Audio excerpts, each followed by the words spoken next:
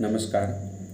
हम लोग आज कुछ सीआरपीसी के बारे में और सीआरपीसी का जो सेक्शन है उसके बारे में जानकारी प्राप्त करेंगे।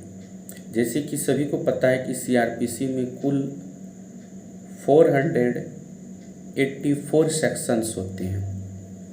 उनमें से क्रिमिनल के लिए जो क्रिमिनल की प्रैक्टिस करते हैं, क्रिमिनल लॉयर बनना चाहते हैं, उन लोगों को ये सीआरपीसी की सेक्शन को रिमेंबर करना ज़रूरी है। अगर आपके पास सीआरपीसी की सेक्शन याद नहीं है तो शायद बहुत समस्या हो सकती है। जैसे कि हम लोग देखते हैं, अगर आप देखिएगा कि सीआरपीसी का सेक्शन 26 से 35 जो है उसमें जो है न्यायालयों की शक्ति के बारे में बताया गया है कि अगर आप मान लिया जाए 26 से 35 के बारे में देखते हैं, सेक्शन 26 से 35 में, तो उसमें न्यायालय की शक्ति के बारे में बताया है कि न्यायालय की शक्ति क्या है, न्यायालय किस प्रकार अपना कार्य कर सकता है।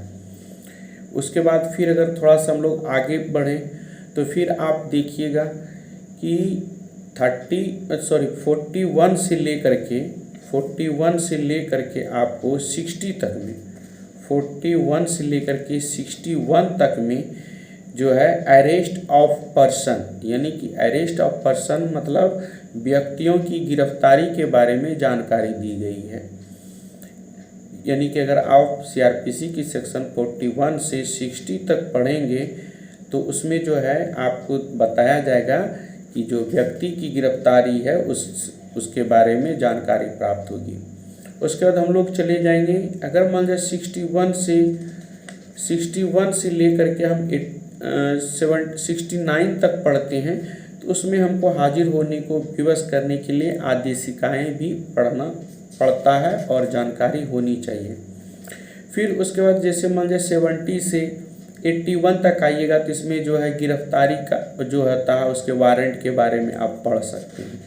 फिर उसके बाद हम लोग आगे अगर बढ़ते हैं तो हम लोग देखेंगे कि कुछ ऐसे सेक्शंस हैं जो कि हम लोग के लिए ज़रूरी होता है। उदाहरण के रूप में हम लोग देख लेते हैं, कुछ ऐसे सेक्शन हैं जो ट्रायल से संबंधित होते हैं, जो ट्रायल के बारे में, प्रोसीडिंग के बारे में बताता है कि किस सेक्शन के माध्यम से हम लोग कर सकते हैं। अगर आप सेक्शन 119 पढ़िएगा तो उसमें जो है आपको कॉग्निजेंस से संबंधित जानकारी मिलेगी 190 में। और अगर मान लीजिए आप 191 पढ़ते हैं तो इसमें जो है आपको transfer on application of the accused के बारे में जानकारी मिलेगी, यानी कि अभियुक्त के आवेदन पर अंतरण के बारे में जानकारी मिल सकती है अगर आप इसको पढ़ते हैं। उसके बाद नेक्स्ट हो जाता है 192 पढ़िएगा, सेक्शन 192, इसमें मजिस्ट्रेट के हवाले जो केस होते हैं उसके बारे में आपको जानकारी मिलेगी। फिर उसके बाद मैंने जैसे बताया था कि एफआईआर करने के माध्यम कंप्लेंट, तो कंप्लेंट सीआरपीसी का सेक्शन अगर 200 पढ़िएगा तो उसमें आपका दिया है कि कंप्लेंट कैसे फाइल होगा, क्या होगा, ये सब के बारे में जानकारी मिलती है। कभी कभी हम लोग देखते हैं ट्रायल के बारे में, अगर देखते हैं सेशन ट्रायल जो है, सेशन ट्रायल आपको 225 से, सेशन ट्रायल 225 से 237 तक में आप पढ़ सकते हैं। यानी कितना, अगर सीआरपीसी का 225 से 237 पढ़ेगा तो इसमें ज़्यादातर आपको सेशन में जो विचारण होता है, जो ट्रायल प्रोसीड होता है उसके बारे में आपको जानकारी मिलेगी। फिर उसके बाद आप आइए trial of warrant. Trial of warrant का है 238 से 250 के में दिया है। इसमें जो है वारंट जिस पे है उसी के ट्रायल के बारे में बताया। उसके बाद नेक्स्ट होता है trial of summons, case by magistrate, यानी कि मजिस्ट्रेट की यहाँ जो ट्रायल होता है उसके बारे में सेक्शन दिए। तो 251 से